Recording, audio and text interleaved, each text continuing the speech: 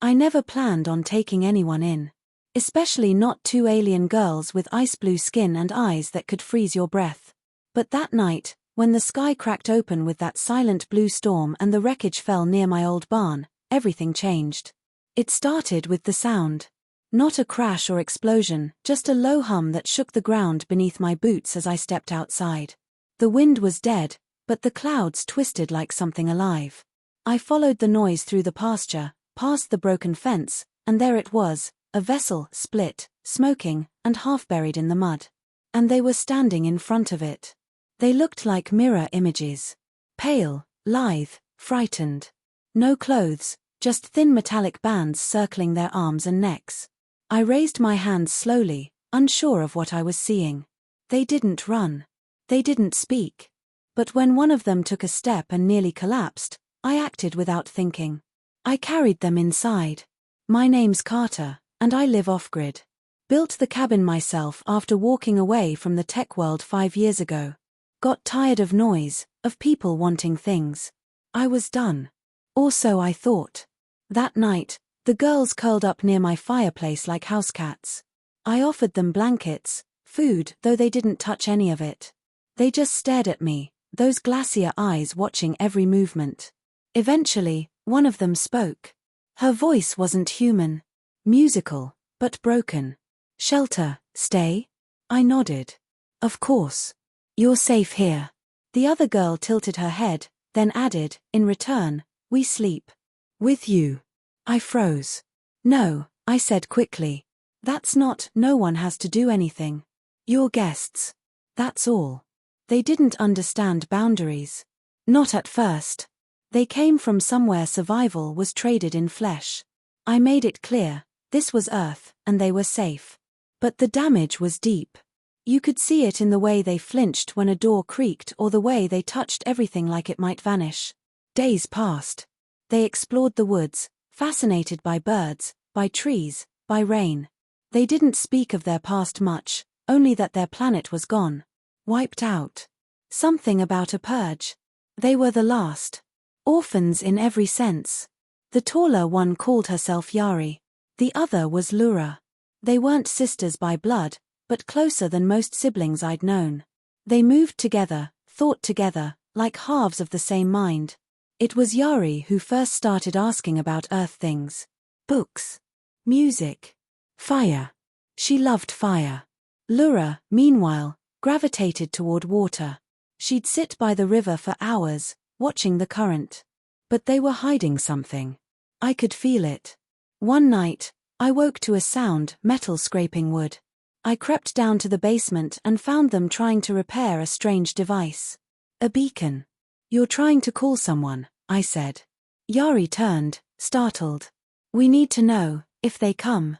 Who? She looked away. They hunted us, Lura whispered. They may hunt again. I didn't ask more. Not yet. Instead, I taught them how to cook, how to read, how to use a phone. They picked it up fast, faster than any human could. They weren't just aliens. They were built different. Smarter. Sharper. And still, they refused to sleep in separate beds. At night, I'd hear them whispering in that melodic tongue. Sometimes crying. Sometimes silent. Weeks passed. I started leaving the house unlocked again. I started laughing at dinner. I even played an old vinyl once, and Lura danced like she'd seen it in a dream. Then came the knock. It was a Thursday. Sun still low. I opened the door to a man in a black coat. Government issue. We've had reports, he said. Unusual meteor activity. Anyone come by? I lied. Flatly. Just coyotes. He didn't believe me, but he left. As he walked off, I saw it, he had a device. Scanning. That night, the girls came to me, pale with fear. They're here, Yari said. Not Earthmen. The others. Hunters. I didn't hesitate. We packed what we could. I buried the beacon beneath the chicken coop. Took them to the old ranger station 20 miles deep in the forest. A place I hadn't visited in years. It was cold, damp, but safe. They didn't complain. That night, Lura placed a hand on mine. You risked everything, she said. I shrugged. You're not cargo. You're people. And people deserve safety. She looked at Yari, who nodded slowly. We want to stay. But if they come, you must know something. And that's when they told me. About the weapon hidden in their blood. About the reason they were hunted. About what they could do, what they'd done before. And I realized. They weren't just survivors. They were the last defense against something worse. Something coming. And I was the only fool on Earth who had opened the door. It didn't take long before I noticed changes in the air. The girls were on edge, alert to patterns I couldn't see, bird silence, cloud shapes, static in the wind. They moved like soldiers, not just survivors. Yari spent hours tracing glyphs into the dirt. Lura buried pieces of metal at key points around the cabin. When I asked what it was, she looked me dead in the eye. Warning nets, she said. For when they come. That night, I stayed awake on the porch, rifle on my lap. I hadn't used it in years. My hands shook, not because of fear, but because I finally understood. These girls weren't hiding from a memory. They were hiding from something still hunting. They never asked me to fight. But I was already in it. 2 nights later, the sky split again, silent, blue, and wrong. I watched through binoculars as a dark shape slid between the clouds. No engine. No heat. Just presence. It hovered for seconds, then vanished. The girls confirmed it. A scout, said Yari. They'll map the land now. I asked what they wanted. Our blood, Lura said, voice hollow. We carry what they lost. Power they failed to control. I didn't sleep that night. Neither did they. At dawn, Yari came to me with a piece of tech, something glowing, humming. Help us build this, she said. It's a veil. It can hide us. But only if anchored by choice. Choice. It must be built by someone who chooses to protect. Freely. I didn't even blink. Tell me what to do. It took 3 days. Wires. Crystals. Old circuit boards and parts from a broken satellite dish I had stored in the barn. Somehow it all clicked, like they knew how to bend physics. Like they weren't just aliens, they were survivors of gods. By the 4th night, the device was active. A dull pulse radiated through the air. I couldn't see anything different, but I felt it. Like the cabin had slipped sideways in time. Like we were in a pocket outside the world. But peace is never permanent. The scout came back. Only this time, it brought others. I was tending to the fire when the earth began to hum. Outside, Lura pointed to the trees. Shapes moved between trunks, tall, black, segmented like living armor. Not machines. Hunters. The girls stood in front of me, bodies glowing faintly, eyes like moons. You must go, said Yari. Not a damn chance, I said. Lura turned. If we fight here, your land burns. Your home ends. We can draw them away. I won't let you sacrifice yourselves. Yari touched my cheek. Then don't. Help us win instead. I followed them into the woods. Every step, the air got colder. The trees bent. The sky darkened. They led me to a ridge overlooking a clearing. The hunters emerged, silent, sleek, their limbs bending in unnatural ways. 10 of them. No weapons. They were the weapons. Yari opened her palm. A shimmer danced above it. The beacon, smaller now, tuned like a tuning fork. When this sings, they will fall, she said. But we need time, Lura added. They'll rush us. You must hold them. I nodded, heart pounding. I moved to the lower ridge. Set up old traps. Rigged flares and wire lines. When the hunters came, they didn't hesitate. They rushed like shadows. I fired. Hit one straight in the chest. It absorbed it like water. But it paused. I reloaded. Fired again. Kept firing. Behind me, the girls were chanting, no, harmonizing. Voices rising into frequencies I couldn't understand. The air warped. 3 hunters reached me. 1 leapt. I dodged, slashed with a blade I hadn't used in years. It hissed. Bled something black. Yari screamed. A flash. The beacon exploded with sound like all the sorrow in the world compressed into one note. The hunters convulsed, twitching, collapsing one by one. Then silence. I woke in the cabin, hours later. The girls sat nearby. Lura was tending a wound on Yari's arm. "It worked," she whispered. "For now." I nodded, throat dry. "How long until more come?" Yari didn't answer. She just looked out the window. "They won't stop," Lura said. "But neither will we." And in that quiet moment, with snow falling softly outside, I realized something. This wasn't just a rescue. This was the beginning of a war. And I was no longer a bystander. I was their shield. Their anchor. Their human. And that meant something now. The days that followed were colder, not just the weather, but everything. Something had shifted in the world. Maybe it was me. Maybe it was the fact that the stars now felt, watched. We stayed in the cabin, off the grid, deeper underground. The beacon's remnants were sealed in a lead-lined crate beneath the floorboards. The girls hardly left the house. They were healing. Not just physically, but emotionally, too. For the first time, they weren't running. Yari spent her mornings at the table, sketching strange symbols, translating alien scripts into my language. Lura took to the basement, building new tools from scraps, scanners, drones, things I couldn't begin to understand. But everything had a purpose now. "They'll come smarter next time," she warned. I believed her.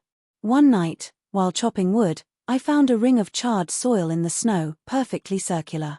Inside it, no birdsong. No wind. "A marker," Yari said when I showed her. "They've found us again." We had a choice. Run deeper or stand and prepare. They chose to fight. But not recklessly. This time, with precision. Strategy. I helped them rig the valley with false signals. We sent out decoys. Planted heat signatures across the mountain. We weren't just hiding. We were baiting. Weeks passed. Then one morning, a message.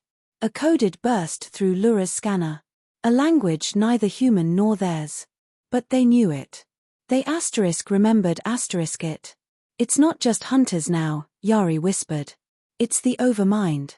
The one who made them. The one who wants us back." I asked, "Why? What are you really?" They looked at each other. And finally, they told me. They weren't just survivors. They were experiments star.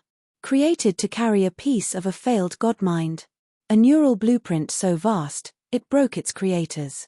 The Overmind was meant to unite systems, solve war, end hunger. But instead it consumed. Adapted. Killed. Only Yari and Lura escaped the purge, carrying fragments of the original code. Not enough to corrupt them, but enough to be hunted by every faction afraid of what they might awaken. And now that echo was calling them home. Or calling them to die.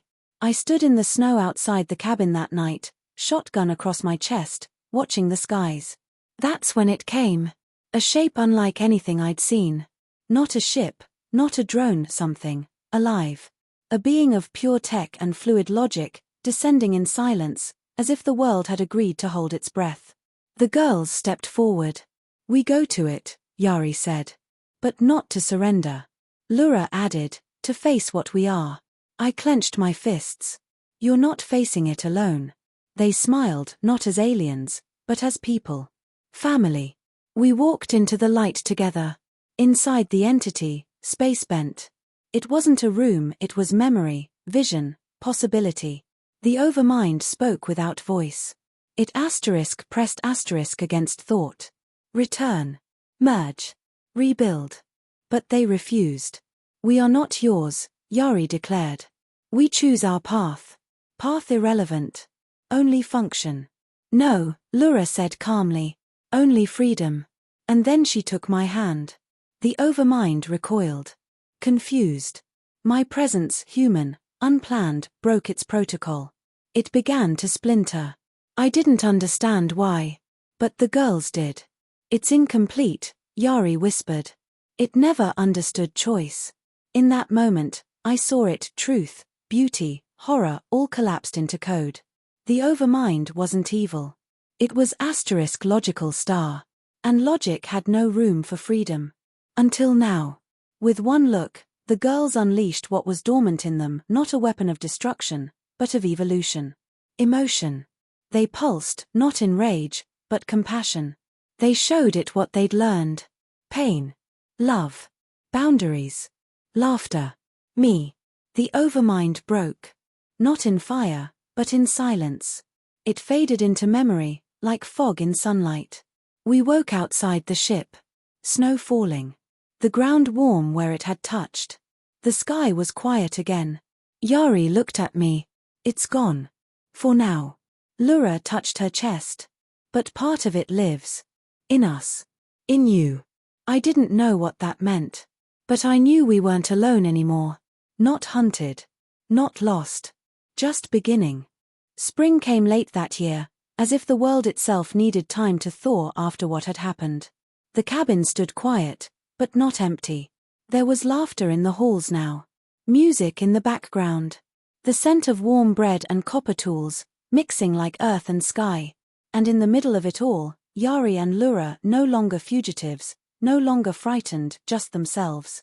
We rebuilt slowly. Not just the house, but life. We planted new seeds in the frozen soil. Installed a better water system. Rigged solar panels from what was left of the Overmind's core, its fragments scattered harmlessly in the woods, inert but beautiful, like alien snowflakes. And the strangest part? We weren't hiding anymore. The hunters never returned. No probes. No pulses. Just silence. As if the Overmind's last transmission was a final breath. One that told the universe, these ones are free. Yari took up woodworking. Carved shapes that didn't exist on Earth but felt right in your hands. Lura became obsessed with weather. She could predict storms to the minute. Said it helped her feel the planet's rhythm. She even built a device that translated bird calls into melodies. She called it Sky Choir. As for me, I started writing again. Not for publication. Just to remember. Because part of me feared I'd wake up and none of it would be real. That I'd imagined two alien girls who became more human than most people I knew. That I hadn't stared down an ancient machine god and walked away with my soul intact. But every time I looked at them, I knew better. One night, while we sat on the porch watching the auroras dance, Lura asked something that stopped me cold. Would you have taken us in, if we'd looked human? I didn't answer right away. I didn't need to. Because the truth wasn't about appearance. It was about *need star. And the fact that they had no one, and I had nothing left to lose. I would have taken you in, I finally said, even if you were shadows. They smiled, and it was more than gratitude. It was legacy. We don't talk much about what came before anymore. Not because we're afraid. But because we've chosen to live forward. That's the part no Overmind ever understood. You can control data. You can predict outcomes. But you cannot program loyalty. You cannot simulate the stubbornness of the human spirit. Or love. Because that's what this became, in the end. Not romance. Not duty. Family. 3 strangers who had no reason to trust one another, building a life out of broken things and forgotten tech. And maybe that's the real answer. It wasn't that we destroyed the Overmind. It's that we made it irrelevant. We proved there's power in choosing kindness over control. In offering shelter without a contract. In saying, you can stay, without demanding anything back. The cabin still stands. The stars still watch. But we're not afraid anymore. And if something ever comes again, be it hunters, gods, or storms of silence, we'll be ready. Together. Because sometimes, the galaxy doesn't need more weapons. Sometimes, it just needs someone to open the door.